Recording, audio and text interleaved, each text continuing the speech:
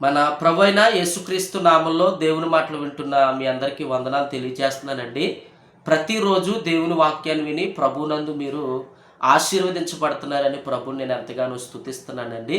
దేవుని వాక్యాన్ని ఈరోజు కూడా మనం ధ్యానం చేసుకుందాం. దేవుని బిడ్డలారా, బైబిల్ గ్రంథం నుండి కొరింథీయులకు రాసినటువంటి మొదటి పత్రిక 16వ అధ్యాయము 13వ వచనంలో ఉన్నటువంటి వాక్యాన్ని మనం చదువుకుందాం. మెలకువగా ఉండుడి, విశ్వాసముందు నిలకడగా ఉండుడి, పౌరుషం గలవారై ఉండుడి, బలవంతులై ఉండుడి. దేవునికి మహిమ కలుగును గాక. చూడండి దేవుని బిడ్డలారా, చదవబడినటువంటి వాక్యములో కొరింథీ సంఘంతో మాట్లాడుతూ అపోస్తలుడైనటువంటి పౌలు కొన్ని విషయాలు సంఘానికి చెప్తున్నాడు. ఏంటంటే, మీరు మెలకు కలిగి ఉండండి అంటున్నాడు. దేవుని బిడ్డలారా, మెలకు కలిగి ఉండడం అంటే బైబిల్ గ్రంథంలో యేసుక్రీస్తు ప్రభువారు తన జనాంగమైనటువంటి తన శిష్యులైనటువంటి వారికి తెలియపరిచిన మాట ఏంటంటే, మీరు శోధనలో ప్రవేశించకుండా మెలకు కలిగి ప్రార్థన చేయండి అని చెప్పాడు. దేవుని బిడ్డలారా, మెలకు కలిగి ఉండడం అంటే ప్రార్థనలో కూడా మనం ఏముండాలంటే మెలకు కలిగిన ప్రార్థన మనం చేయాలి. చాలామంది ఎప్పుడు ప్రార్థన చేస్తారంటే, కష్టం వచ్చినప్పుడు, కరువు వచ్చినప్పుడు, బాధ కలిగినప్పుడు, లేదా అయ్యో నా జీవితము శూన్యములాగా ఉందే, ఇంకా నా బాధలు ఎక్కువైపోయినాయే, నాకున్న శ్రమలు ఎక్కువైపోయినాయే, నన్ను ఎవరు అర్థం చేసుకుంటలేదే, అయ్యో నా బ్రతికి ఎందుకు ఇంకా చచ్చిపోదాం అని అనుకున్నప్పుడు మనకు వచ్చే ఆలోచన, అప్పుడు మనం ఈ కష్టం నుంచి విడిపించు ప్రభువా, దేవుడా ఎక్కడున్నావు దేవుడా, నన్ను పట్టించుకో దేవుడని అప్పుడు మనం దేవుడికి మొర్ర పెడతామండి. కానీ బైబిల్ అంటుంది, శ్రమ వచ్చినప్పుడు మొర్ర పెట్టడం కాదు, కష్టం వచ్చినప్పుడు ప్రార్థన చేయడం కాదు, కానీ మెలకు కలిగి కష్టం రాకముందే, కరువు రాకముందే, ఇబ్బంది రాకముందే, బాధలు మనల్ని ముట్టకముందే మనము ముందుగానే మెలకుగొండి ప్రార్థన చేసేటువంటి వ్యక్తులుగా మనము ఉండాలంటండి. దేవునికి మహిమ కలుగునుగాక. మెలకు కలిగి ఉండాలని మాట చెప్తున్నాడు. రెండో మాట ఏంటో తెలుసా దేవుని బిడ్డలారా, విశ్వాసమందు నిలకడగా ఉండాలంటండి. దేవుని మీద విశ్వాసం మనం ఖచ్చితంగా ఉంచేటువంటి వ్యక్తులుగా ఉండాలి. కొంతమంది ఉంటారండి, విశ్వాసం ఉండదు వాళ్ళకి, అటు ఇటు పరుగులెడుతూ ఉంటారు. అక్కడేదో జరుగుతుందంటే అక్కడికి వెళ్తారు, ఇక్కడేదో జరుగుతుందంటే ఇక్కడికి వెళ్తారు, అక్కడ అదంట ఇక్కడ ఇదంట అక్కడెక్కడికి తిరిగేటువంటి వ్యక్తులుగా ఉంటారు, కానీ వారు నిలకడగా ఉండరండి. దేవుని బిడ్డలారా, బైబిల్ గ్రంథంలో అనేక మంది భక్తులు నిలకడగా ఉండి ప్రభువు మీదే విశ్వాసం ఉంచి, దేవుని మీదే నమ్మకం ఉంచి, వారు దేవుని ద్వారా అనేక కార్యాలు వారు పొందుకున్నట్లుగా దేవుని వాక్యంలో రాయబడి ఉంది. కనుక రెండో మాట అంటున్నాడు దేవుడు, నిలకడగలిగినటువంటి విశ్వాసం ఉండాలి. నిలకడ లేని జీవితం మనకు ఉండకూడదు. నిలకడగా మనం జీవించాలి ప్రభువులో. కష్టం వచ్చిందని, ఇబ్బంది వచ్చింది, కరువు వచ్చిందని మనం తప్పిపోయి ప్రభువు మీద విశ్వాసం మనం తొలగించుకోకూడదు, కానీ నిలకడగలిగినటువంటి విశ్వాసముతో మనము ఉండాలంటండి. మూడో మాట కూడా ఏమంటున్నాడంటే దేవుని బిడ్డలారా, పౌరుషం గలవారై ఉండాలంటండి. దేవునికి మహిమ కలుగును గాక. దేవుని పట్ల మనకి ఏం రావాలో తెలుసా? పౌరుషం రావాలి. చాలామందికి పౌరుషం ఇహ సంబంధమైన వాటి మీద పౌరుషం చూపిస్తూ ఉంటారు. ఎవరైనా మనల్ని ఏదైనా అన్నప్పుడు మనం ఎంత పౌరుషం చూపిస్తామో, నన్నే అంత మాట అంటావా, నీకు నాకు అంతే, ఇంకా ఇక నుంచి నీ ఇంటి గుమ్మ నేను తొక్కను, నీకు నాకు చెల్లు, ఇంకా నీకు నాకు సంబంధం లేదని పౌరుషం చూపిస్తూ ఉంటారు. దేవుని బిడ్డలారా, మన పౌరుషం ఇహ సంబంధమైన పౌరుషం మనం చూపించకూడదు, కానీ ప్రభు వాక్యం అంటుంది దేవునిలో మనం ఎలా ఉండాలంటే పౌరుషం గలవారై ఉండాలంటండి. దేవునికి మహిమ కలుగును గాక. ఈ లోకంలో దేవుని బిడ్డలుగా పౌరుషంగా మనం బ్రతకాలి. పౌరుషం లేని వారుగా, ఏమంటే చావలేని వారుగా మనము ఏదో బలహీనులుగా దేవునిలో ఉండకూడదు, కానీ పౌరుషం కలిగి దేవుని కొరకు మనం బలవంతులుగా మనం నిలబడాలంటండి. దేవునికి మహిమ కలుగును గాక.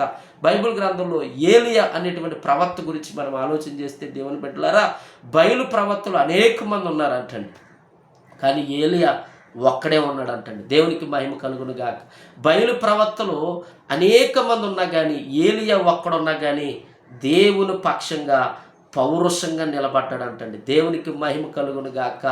ఈ కందకములని, ఇక్కడ ఉన్నటువంటి బలిపీఠములని ఆకాశము నుండి ఎవరు ప్రార్థన చేస్తారు, ఎవరు దేవుడైతే మరి మొర ఆలకించి ఆ కట్టెలను, ఆ పేర్చినటువంటి దహన బలులను అగ్నితో ఎవరు ప్రార్థన చేస్తే అగ్నితో కాల్చబడతాదో ఆ దేవుడే నిజమైన దేవుడు అని చెప్పి మరి ఒక ఒప్పందం మాట్లాడుకుని దేవుని బిడ్డలారా, ఆ సమయంలో బయలు ప్రవక్తలు వంతు ప్రార్థించినప్పుడు ఏమీ కూడా రవ్వంతా కూడా నిప్పు రాలేదంటండి. అయితే ఏలియా ప్రార్థించాడంటండి.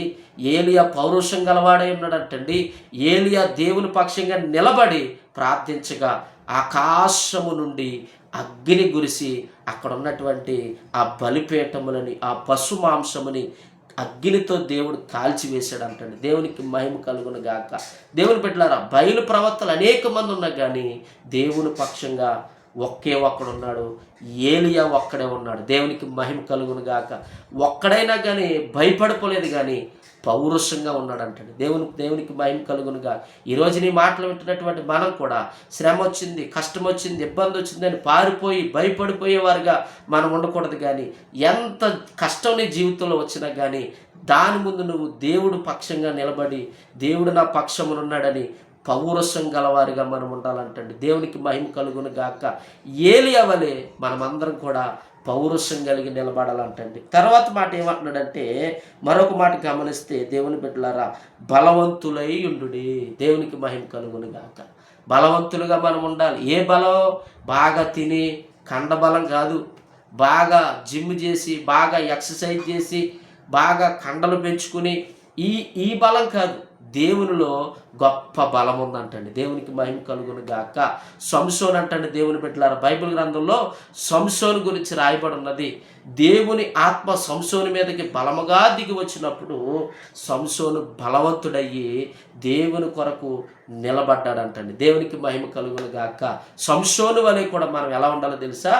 దేవునిలో బలవంతులుగా ఉండాలి. దేవునికి మహిమ కలుగును గాక. పచ్చి గాడిద దవడ ఎముకతోటి సంసోను ఫిలిష్తీయులను అనేక మందిని చంపినట్లుగా వాక్యంలో రాయబడి ఉంది. అంత బలవంతుడిగా ఉండేవాడు సంసోను. బైబిల్ గ్రంథంలో బలవంతుడు అంటే ఎవరు గుర్తొస్తారంటే సంసోనే గుర్తొస్తాడు. కాబట్టి సంసోను బలవంతుడిగా ఉన్నాడు. మనమందరం కూడా సంసోను వలె దేవుళ్ళు ఎలా ఉండాలో తెలుసా? బలముగా ఉండాలి. దేవునికి మహిమ కలుగునుగా. బలహీనులుగా మనం ఉండకూడదు. బలవంతుడిగా మనం ఉన్నప్పుడు సంసోను బలవంతుడిగా ఉన్నాడు.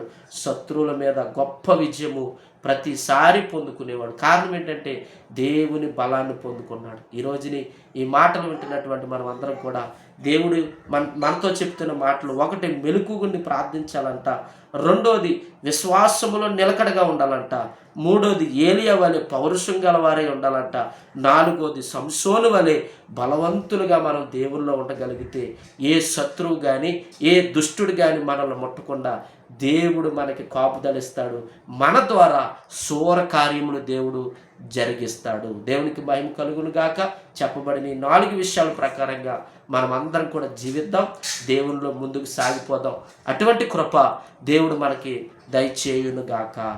ఆమేన్. ప్రార్థన. పరిశుద్ధుడానికి వందనాలు. ఈ యొక్క దినాన్ని మరి మాటలు విన్నటువంటి బిడ్డలందరిని బట్టి నీకు స్తోత్రాలు. మాకు నేర్పించిన మాటలు బట్టి నీకు స్తోత్రాలు. ఇదిగో ప్రభు, మొదటి మాట మెలుకు కలిగి మేము ప్రార్థించాలన్నాం. రెండో మాట ప్రభు, ఇదిగో విశ్వాసములో నిలకడగా ఉండాలన్నాం. మూడో మాట ప్రభు, దేవుని కొరకు మేము పౌరుషం గలవారై ఉండాలన్నాం. నాలుగో మాట బలవంతులుగా ఉండాలని తెలియపరచు నాయన. ఈ చెప్పబడిన ఈ 4 మాటల ప్రకారంగా మేము తండ్రి నీ బలముని, నీ శక్తిని, విశ్వాసముని మేము పొందుకుని ప్రభువా మెలుకు కలిగినటువంటి వ్యక్తులుగా మేము జీవించడానికి సహాయం చేయండి. ఈ మాటలు ఎవరైతే విన్నారో ఈ మాటలు వినే బిడ్డలందరినీ దీవించండి నాయన. వారి వ్యాపారాలు దీవించండి, వారి ఉద్యోగాలు దీవించండి. అనారోగ్యంతో రోగులుగా ఎవరైనా ఉంటే గనక వారికి యేసు నామములో స్వస్థత, ఆరోగ్యము కలుగులుగాకని ప్రార్థన చేస్తున్నాను ప్రభువా. ఈరోజు పెళ్లి రోజు, పుట్టినరోజు జరుపుకుంటున్న బిడ్డలకి అయ్యా వారికి దీర్ఘాయుష్ను కలుగు చేయండి. ఈరోజు ఎవరైతే గృహప్రవేశం చేస్తున్నారో వారికి నూతన గృహంలోని కాపుదల దయచేయండి. ఎవరైతే ఉద్యోగం కొరకు ప్రయత్నం చేస్తున్నారో వారికి సహాయం చేయండి నాయన. ఎవరైతే నెమ్మది లేక, మనశ్శాంతి లేక అయా కోర్టుల చుట్టూ, అయా పోలీస్ స్టేషన్ల చుట్టూ అయా తిరుగుతూ నాయన సమాధానాన్ని కోల్పోయారో అటువంటి వారికి సమాధానము, శాంతి కలుగులుగాకని ప్రార్థన చేస్తున్నాను. ఈ వీడియో వీక్షిస్తూ ఈ మాటలు విన్న బిడ్డలందరినీ కూడా నువ్వు ఆశీర్వదించి బలపరచండి.